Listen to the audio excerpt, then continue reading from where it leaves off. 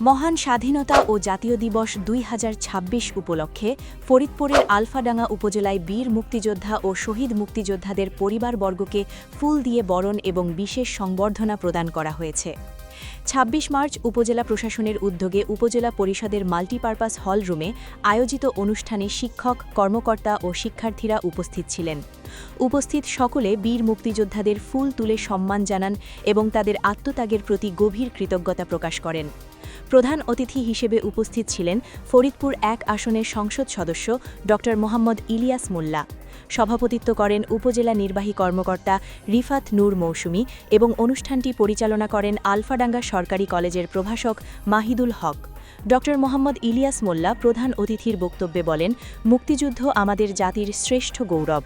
যেসব বীর নিজের জীবন বাজি রেখে আমাদের স্বাধীনতা এনেছেন, তাদের নাম আমরা ইতিহাসের পাতায় স্বর্ণাক্ষরে লেখা থাকবে। তাদের চেতনাকে নতুন প্রজন্মের হৃদয়ে অম্লান রাখা আমাদের দায়িত্ব। যখন জীবন বাজি রেখে যুদ্ধ করতে গিয়েছিলেন, তখন যে স্বপ্ন দেখেছিলেন, আজও আমাদের লক্ষ্য সেই স্বপ্ন বাস্তবায়ন করা, একটি সমৃদ্ধ, ন্যায়পরায়ণ ও মানবিক বাংলাদেশ গড়ে তোলা। আমাদের উচিত ঐক্যবদ্ধ থেকে বিভাজনের পথ বেছে না নেওয়া। উপজেলা নির্বাহী কর্মকর্তা রিফাত নূর মৌসুমী বলেন, বীর মুক্তিযোদ্ধাদের সম্মান আমাদের নৈতিক দায়িত্ব। তাদের অবদান চিরকাল শ্রদ্ধার সঙ্গে স্মরণ করতে হবে এবং পরিবারের পাশে দাঁড়ানো আমাদের কর্তব্য।